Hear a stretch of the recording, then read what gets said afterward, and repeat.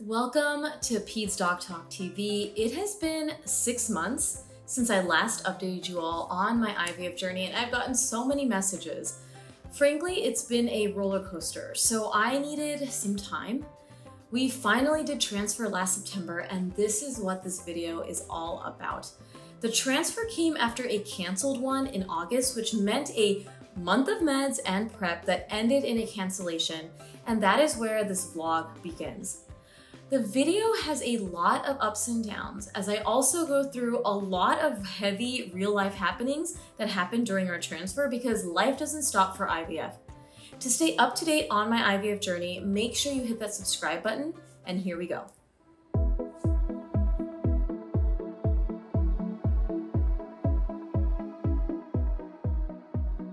Today is a day. So it's the Friday before my transfer, and they had me come back in for an ultrasound. And, you know, they didn't tell me why. I had an ultrasound on Monday, and they said that, you know, the doctor wants to see you and check the ultrasound again. And I was like, oh, okay. I was like, that seems not part of my protocol. So I went today, and then she told me that they saw a fluid collection in the uterine lining, and sometimes when you start progesterone, it would go away. So she just was checking that, and she's like, look, 95% of the time it goes away, but I have to make sure because I can't implant your embryo if there's fluid, because it's just not a great environment. So you know what, I've been there before. I'm sitting on the table, and she's looking, and she goes, wow, first of all, she's like, your lining is really thick. So 17 millimeters, which is really thick. So she was like, we were talking about that later, but she saw the fluid collection again. And so her face changed. She was blunt. I like her because she's blunt. And she was like, look, I'm not happy with this. I have to go review some things and I'll be back. Sat in the room for 15 minutes. I knew what that meant, that we can't transfer one embryo in an environment that's not favorable. You know, fluid can mean that the embryo can't implant. She went back, looked at everything. The Monday ultrasound was the only ultrasound in all of my ultrasounds. I've had so many in this process since last year. It was the only time she saw the fluid collection. We looked at all the images together. She's great. You know, even when I did hormone stim with estrogen hormone stim, even when I did all of the workup when I found my infertility, but it happened. And the thought is that maybe it was during this hormone stimulation with the estrogen, maybe there was too much, maybe there's no reason. And she's an amazing doctor at an amazing practice, and she didn't have an answer. So, you know, we don't know why that fluid collection happened. We don't know if it's gonna go away. But the plan now is to stop everything. So I stopped my meds. I took off my estrogen patches when I got home. No injections anymore. I'll get my period. We'll check an ultrasound again to see if that fluid collection went away. And if it did go away, we would start over with another stimulation. Don't know when I would do that. If I want to go through it again, just after a canceled, I don't like using the word failed, after a canceled transfer. And the terminology is just very triggering, because if you've followed my birth story, you know that I had fluid collection that caused me to go back to the OR. That was what was causing me to get fevers and infection. They couldn't explain it. And then I had fluid in my fallopian tube, and they could explain that. They're like, it could be from the scarring and trauma. And then now the fluid bubble, it's a bubble in the uterine lining that they can't explain. And it just brings me back to the birth trauma. And I knew that would happen with this journey, but I know that embryo is our baby. I really do. And I don't know why I know this, but I feel it. And maybe it's just, again, there's no reason for all of this, but it's not the right timing right now for us to transfer. So it's canceled, and we'll keep you updated on when it's going to be. I don't know when it's going to be, and I don't know if I should take a break and all of that, but that's where we're at. I feel like so much has happened since that last video clip when I found out that my transfer was canceled. Feeling better now. I'm actually seeing a therapist again, just because that cancellation was almost like a tipping point of, I just need someone to talk to. This IVF journey is a rough one. And they found that fluid collection, and that fluid collection was very triggering for my birth trauma, because I had a fluid collection that they couldn't explain then. So I was like, why am I collecting fluid in my body? But in any case, we think that it's because of the estrogen, that I probably got too much estrogen in my protocol. There's no way they would have known it until they actually went through with it. And so my lining at the last check before cancellation was a 17, and they think that maybe it was just, I developed a fluid collection because of too much estrogen. So we had to stop everything that day. I got my period and then I went back. They checked and saw that the lining was fine again, 4 millimeters, no fluid collections. And we're starting fresh with a new protocol with a new transfer date of September 19th. And the plan is to do a less medicated cycle. So it's still a controlled cycle, but less medicine. I was on Lupron injections, estrogen patches, 0.2 milligrams, 2 of them, and then also the estrase. So now I'm only on estrase, 2 milligrams twice a day. Checking my levels, I went back in and the levels were looking good for the estrogen. The lining was 7 millimeters, so better than the, I guess it's more maintained than the 12 it was last time. Continuing the protocol again, my estrogen was 169 today. So we're gonna continue this estrase 2 milligrams twice a day. I go back in September 12th, gonna check the lining again. Have to get my intralipids that day if everything looks good, because I have that before a transfer. I'd done that last time and it was basically kind of for nothing, but that's where we're at. I'm feeling much better with everything. It was just jarring and kind of creates, kind of scary, and what's going on and why is this happening? But I'm feeling in a much better place, have a new plan. I'm excited, but also just managing my expectations more that this can change at any time, which has really helped. It's just hard because you want to have hope, but then you also don't want to get disappointed. But I do believe that having hope and just managing expectations can be really helpful. So hopefully I have another good update on September 12th. My new transfer date is September 19th, and I have an acupuncturist who is out of town for the next week and a half, but she comes back on the 17th. So she'll be able to be there for the transfer, hoping all goes well and we can have that transfer date of September 19th. It is September 12th, which is a week before my scheduled transfer. Last transfer cycle that got canceled the week before they saw this fluid collection, this bubble in my uterine lining. So they had to cancel the cycle a few days before after confirming that it didn't go away. But today there was no bubble, which was very exciting. They had 4 people take a look. My doctor came in too. Normally the nurses do the ultrasound, but my doctor came in. So it was 2 nurses, the doctor, someone who's training with the doctor. So there's 4 people in the room. I'm gonna be honest, I like that, just because I know there's a lot of eyes on my lining and my uterus to make sure we're all good. So that was okay. I got my lipid infusion right here. Boop. This is for the borderline natural killer cells that were high. And so I'll do that with every pregnancy with the pregnancy test in every 4 weeks. So that was done. And now I'm just waiting for my blood work and final instructions on if everything is a go. I'm not sure if they're gonna have to have me come in again for another ultrasound. I don't think so, because everything looked good today. But we may, just because of what happened last time. But right now, everything's a go. Just gotta see what the blood work, the estrogen levels show. But so far, September 19th will be the transfer day, and I'm hoping for the best news possible after I get the call on if this is a go. It's the Wednesday before my transfer, and I'm starting my progesterone injections. I've already done 3 of these, and then in my last cycle, and I had to get that cycle canceled. So doing it again every day until I get the positive pregnancy test, and then continuing. If I don't get a positive pregnancy test, we stop. Hopefully I will have to do a lot of these. And so yeah, we're gonna do this here. I'm feeling good.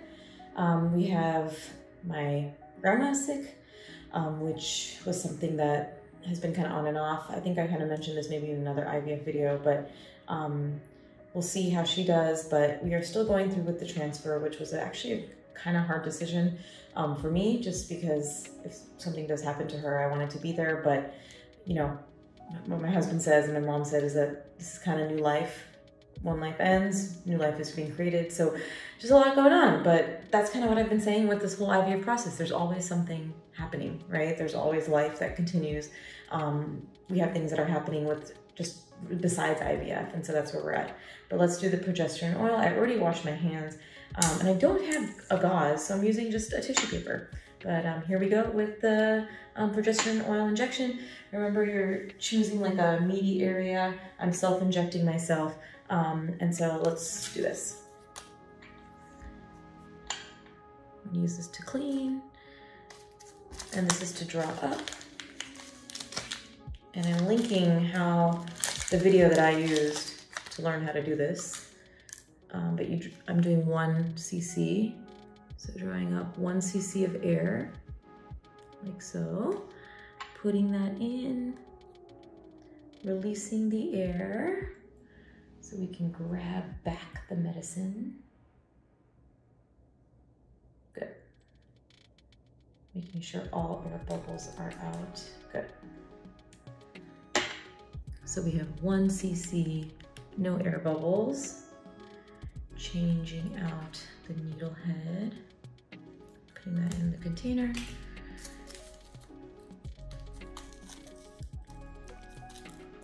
And then putting this one on. And I'm not gonna do this every time, every day I'm not gonna show you. I think you get the picture. But now we have 1 cc of progesterone in oil ready to go. Okay. And then let's clean here. I'm just gonna go this way. So what we're gonna do, we have to alternate sides. So just a meaty area.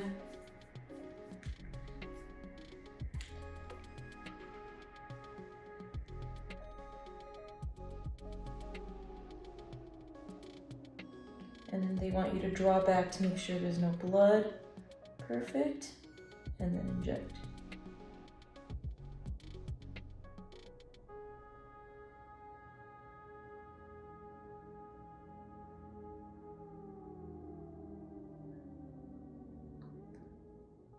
One, two, three.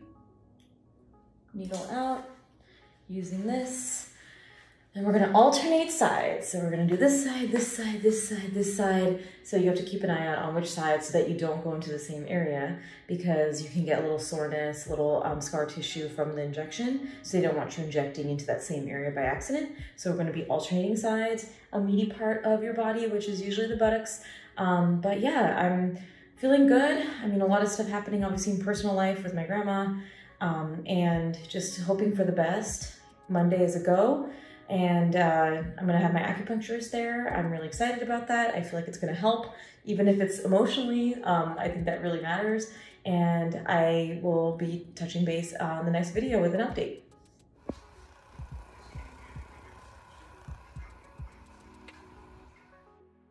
You may hear the sound of rain in the background, but today is the day before my transfer. And you know, I've talked to some people, or I've seen some people on social media talk about how they had like a relaxing day the day before their transfer. And I was like, oh, I could do that. You know, that was kind of what I was planning. But it's not going according to plan. And I just feel like this is just such a telling situation of the entire IVF journey we've had so far, that just things will not go according to plan. And it's what it is. But just some big things happening right now, which we're still continuing on with the transfer tomorrow. But my husband and Ryan are both sick. My husband had a fever on Friday, still has a fever. I mean, he's an adult, he rarely gets fevers. It's like the third time since we've been together for 10 years that he's had a fever. And it's happening the weekend before our transfer. And so my mother-in-law and father-in-law were gonna leave on Friday, but they're staying a little bit longer, just because we need help with Ryan and me and all of that stuff that's happening. So they're staying longer. But my husband's sick with a fever, COVID negative, and then Ryan spiked a fever today. Not very high, like 100.5, but still a fever. He's happy and we're seeing how he's doing, but the transfer's tomorrow. We're still going through with it, and I just have to make sure I don't get a fever, so I'm isolating myself from him, my husband. So I moved myself into the guest bedroom. We have a 3-bedroom, and my in-laws are actually sleeping on the couch. So they're super helpful and nice to be able to do that. I feel terrible, but we have to isolate me, so that's what we're doing. And then the even bigger news right now is that my grandma is sick. So she has been sick for a couple weeks. The hospice nurse had said that it would probably be a couple days, and she's the fighter that she's holding on. So we just have a lot going on right now. My grandma's sick, probably gonna pass away any day now. And then obviously my husband and Ryan have the fevers and illness, and we thought about rescheduling. I talked to my mom, who, you know, her mom is the one who's sick, and she said, don't reschedule. You guys have been waiting for this for so long. So as of now we're scheduled. The only way that this gets canceled is if I get a fever by tomorrow morning, because I have no symptoms right now, but if I get a fever, I won't be able to do the transfer. So isolating myself, trying to just really feel the feelings, and it's been hard. I'm here getting a pedicure and a massage, so it's pouring rain, and I'm just gonna have to figure out how to get to the building, but I figured it's the least small thing I could do for myself before this transfer. So that's where we're at, and I hope to have some good news tomorrow that the transfer's happening and I don't have a fever, that everyone's feeling better, and my grandma's at peace. Today is embryo transfer day. As I talked about yesterday, my grandma did pass away this morning, and we knew it was coming. They removed oxygen yesterday, and she passed away peacefully. And it's emotional. Obviously, I talked to my mom. My mom didn't want to tell me before my procedure, so she called my husband, but my husband was with me, and I said, look, like, if it's what it is, I need to know. And, you know, one of the biggest things that gets me through it is knowing that this is the circle of life, that this amazing woman died today, and hopefully we'll be creating new life today. And yeah, I'm excited. I'm obviously sad about that, but really I'm just excited and I'm hopeful, and I hope this is great energy that we can bring into our family. My mom will be so happy too if this works. So yeah, that's where we're at. But doing my last injection, I wanted to tell you that it really does help to put this progesterone oil, warm it up, and then use a massage gun after in the area. So this is the massage gun we have, this one. So I put the injection and then run a massage gun on the injection after. So it really has helped me to not have pain. And I'm so excited. I'm also sad, but it's just the mixed emotions of this whole IVF journey. But sending prayers for my peaceful grandma Ba, and prayers for our embryo to stick. I got my lucky socks and my lucky shirt, and we're gonna get going. And I'm just so grateful that my grandma will be looking down on us from above and blessing us, hopefully with a baby of our own. And that's how I'm kind of getting through this, but it's a whirlwind of an emotion today. But I'm happy and I'm excited, and just grateful to have known her, and can't wait to get this started. So here, ready to do some acupuncture. Hi! I haven't done it for 2 weeks because she was out of town, but I'm so excited that she was able to come in town so that we could do it today and before and after the procedure. So here we go.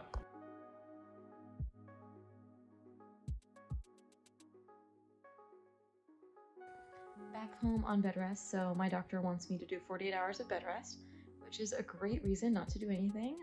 It was really cool, this procedure, because you're awake the whole time, so you can watch them do it. And they basically stick a catheter, it's a really small catheter, into the, you know, up the vagina, into cervix, into the uterus, and then they load the embryo. So there was an embryologist there. They loaded the embryo, they gave us a picture of the embryo, which I just showed you.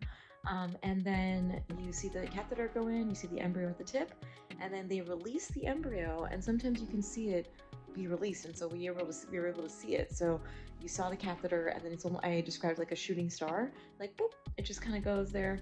But very excited because there was no lining issues, there was no fluid, so everything was optimal. And now I'm on bed rest, and I'm eating my pineapple core.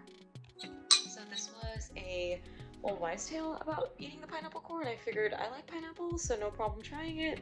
Whether it works, there's no scientific evidence, but I think in this kind of things you do whatever you want and is safe, to hopefully have the best outcome. But hoping for the best. This is my baby, and I will go back on the 29th for a pregnancy test for blood work. Mommy, I'm gonna do medicine. I had medicine. Do you want to give baby a kissy? Aww. Hi, baby. Hi, baby. You want to say? You want to talk to baby? How was your day at school? Tell baby. I went swim class. You went to swim class? What else are you gonna tell baby? Aftercare. You went to aftercare? Yeah. Yeah. And do you want baby brother or baby sister? Boy. You want a boy? You want to give another kissy to your baby? Aww. Thank you, Ryan. the day after my embryo transfer, and I'm on bed rest, but I still have to do my medicine. There's a lot of debate on bed rest. Some people say you have to do it, some don't. My doctor said 48 hours, take it easy, rest as much as possible, so don't lift anything, no long walks, nothing like that. So really just prioritizing being in bed, but I can shower and use the restroom, and obviously I have to do injections. So my medicines are staying the same until I get the positive pregnancy test, except I have to add Lovenox because I had borderline high antiphospholipid antibodies. So I have to do Lovenox every night, same time every night. So I'm choosing 7:45. Ryan goes to bed around 7:15, 7:30. And then I also have to continue doing my estrace, 2 milligrams twice a day. My progesterone capsules, so these were going to be once a day, or one pill twice a day vaginally, but now I have to do 2 twice a day, so increasing that, and the Lovenox, and all my baby aspirin staying the same, the prenatal, she wants me to be on vitamin D, so yeah, that's where we're at.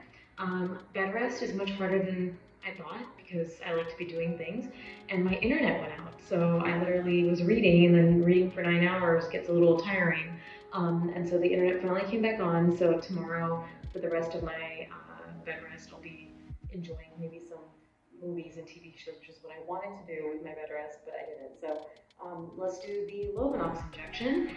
They did one already after my transfer. You can see the bruise right here. You have to kind of go 2 finger widths from the belly button and in this area. So in this triangle, 2 finger widths. So somewhere in here is where you want to go. You don't want to inject the same side. But we'll do the Lovenox injection.